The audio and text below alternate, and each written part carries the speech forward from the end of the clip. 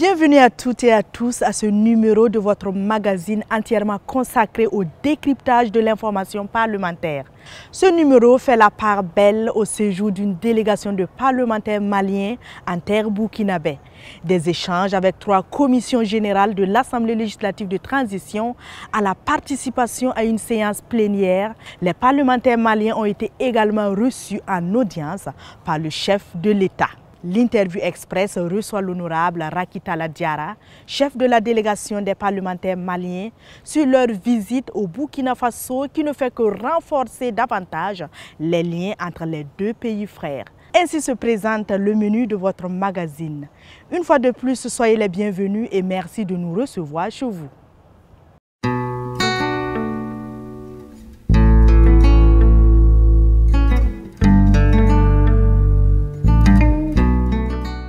La délégation de parlementaires maliens qui a séjourné à Ouagadougou du 22 au 28 janvier 2024 a tenu des rencontres de travail et d'échange avec 3 commissions générales de l'Assemblée législative de transition. Objectif, mieux comprendre le fonctionnement de ces commissions et partager leurs expériences mutuelles. La synthèse de ces rencontres avec Anatona Koulouma, Idrissa Warga et Axel Nicole Yaro. Une délégation de parlementaires maliens présente à Ouagadougou pour une visite d'amitié et de travail. Ils ont au cours de cette visite eu des séances de travail avec 3 commissions générales de l'Assemblée législative de transition.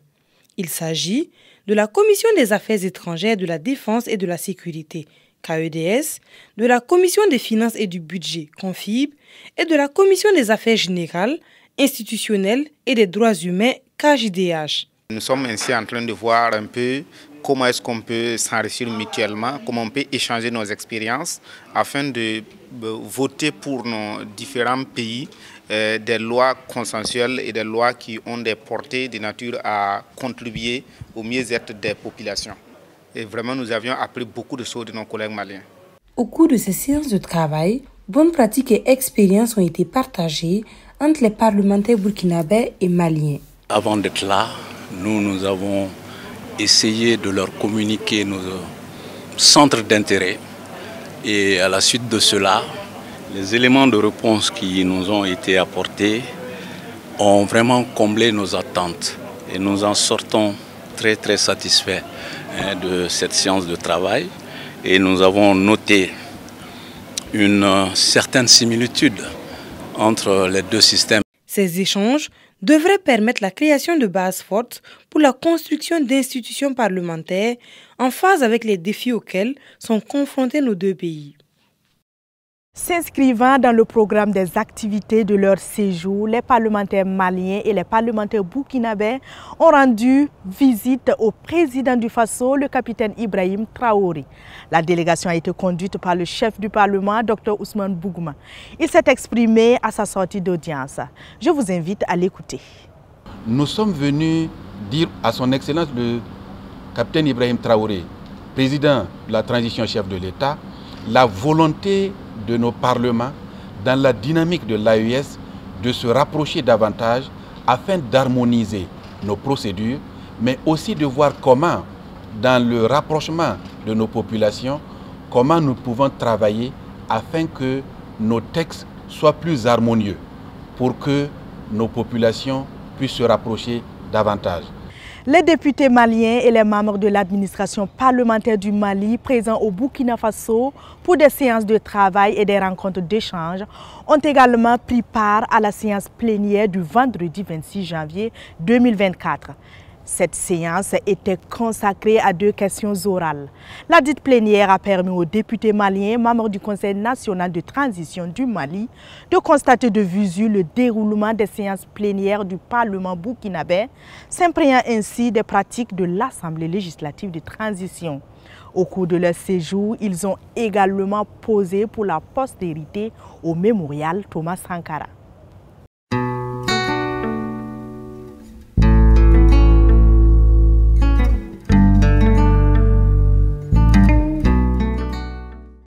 À présent, parlons de cet entretien avec la députée Rakitala Diarra. Dans cette interview, la 5e vice-présidente du Conseil national de transition du Mali, par ailleurs chef de la délégation de parlementaires maliens, fait le point sur leur visite de travail qui a permis de mutualiser leurs forces des deux pays afin de relever les défis de l'heure. Interview réalisée par Idrissa Warga et Agada Judith Chimadi. Honorable Racky Talla Diarra, soyez les bienvenus. Merci. Vous êtes la 5e vice-présidente du Conseil national de transition du Mali. Vous êtes également à la tête d'une délégation de parlementaires qui séjournent au Burkina Faso depuis le 22 janvier 2024. Dites-nous, quel est l'objet de votre visite en terre burkinabé? L'objet de notre visite, c'est d'échanger avec nos homologues du Burkina suite à leur visite au Mali tout récemment. Et l'objet est le même, c'est-à-dire l'échange d'expériences, l'échange sur la vision des deux transitions, la mise en œuvre des politiques et voir comment nous pouvons contrôler ensemble et comment nous contrôlons ensemble l'action gouvernementale et comment nous exerçons ce contrôle-là au regard des missions de la transition. Et comment se déroulent les activités? Depuis notre arrivée, nous n'avons cessé d'être entourés de sentiments de fraternité, de sentiments d'hospitalité et aussi de solidarité.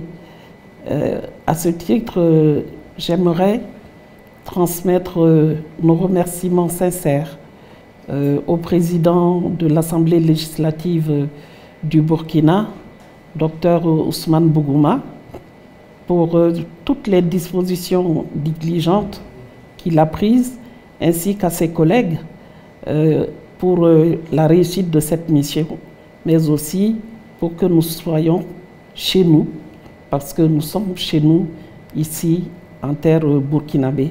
Et depuis votre arrivée, quelles sont plus ou moins les activités que vous aviez déjà menées? Alors nous avions déjà élaboré un programme de travail avec nos collègues de l'ALT du Burkina, qui consiste en fait en une audience que l'excellence, le docteur Ousmane Bougouma a voulu nous accorder et à toute la délégation malienne. Échanges pendant lesquels nous avons discuté des visions communes des deux parlements, échanges pendant lesquels nous avons mis l'accent sur la diplomatie parlementaire, échanges pendant lesquels nous avons aussi recueilli des conseils de son honorable président Ousmane Bougouma et aussi des messages à transmettre à son homologue du Mali pour que la coopération parlementaire prenne des dispositions pour l'accompagnement de l'exécutif dans la mise en œuvre des programmes et des visions communes. Honorable, à cette étape, est-ce que les échanges que vous aviez déjà eus ont été fructueux? Oui, des échanges très constructifs, des échanges qui nous permettront de part et d'autre d'améliorer nos dispositifs non seulement législatifs, d'améliorer le travail législatif de part et d'autre, mais aussi d'améliorer la gestion administrative de nos deux parlements. Honorable Diarra, dites-nous quelle suite sera donnée à ces séances de travail? Nous avons eu 4 séances de travail avec 4 commissions.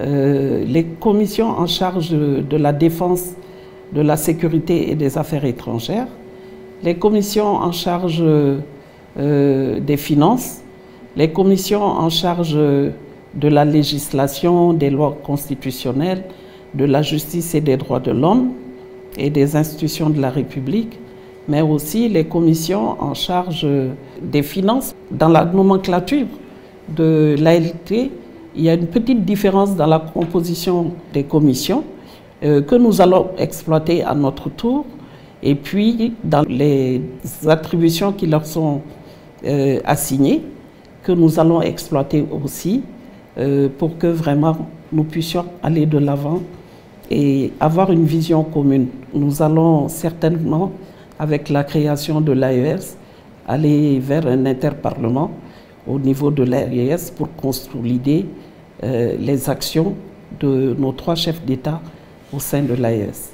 Parlant justement de l'AES, lors de votre audience avec le chef du Parlement burkinabé, le Dr Ousmane Bougouma, vous avez abordé la question de l'Alliance des États du Sahel. Dites-nous dans quelle mesure les parlementaires burkinabés et maliens pourraient contribuer à l'atteinte des objectifs de l'AES. Cette alliance, on en a parlé bien sûr, mais dans le domaine parlementaire, il s'agissait pour nous de voir dans quelle mesure les parlements de ces 3 pays peuvent aider et accompagner l'exécutif, c'est-à-dire l'organe exécutif, à mettre en œuvre les dispositions pertinentes telles que stipulées dans la charte et aussi dans les différents documents de l'Alliance pour leur mise en œuvre efficiente.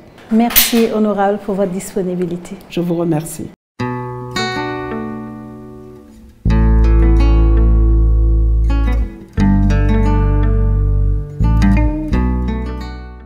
Les députés votent différents types de lois, dont les lois organiques. Dans le vocable parlementaire de ce jour, le chef de service des relations publiques à l'Assemblée législative de transition donne une définition de la loi organique et le principe qui la régit. Suivons Honorable Bationo. Une loi organique est une loi qui a généralement pour objet de préciser l'organisation et le fonctionnement des pouvoirs publics. Le principe est que les lois organiques n'interviennent que dans les domaines et pour les objets limitativement énumérés par la Constitution. La discussion des projets ou propositions de lois organiques en séance plénière ne peut intervenir avant l'expiration des 4 jours suivant le dépôt effectif du rapport de la commission saisie au fond. Il ne peut être présenté aucun amendement ou article additionnel tendant à introduire dans le projet de la proposition de loi des dispositions ne revêtant pas le caractère organique. La loi organique est encadrée par la fondamentale, c'est-à-dire la Constitution. De ce fait, il est difficile d'introduire des éléments nouveaux sous peine d'être retoqués par le Conseil constitutionnel qui doit vérifier si la loi organique votée respecte les dispositions de la Constitution. Et c'est ce qui met fin à ce numéro de la Tribune du Parlement. Merci à vous de l'avoir suivi. Je suis ravie de vous l'avoir présenté. Rendez-vous la semaine prochaine pour de nouvelles informations parlementaires. Au revoir.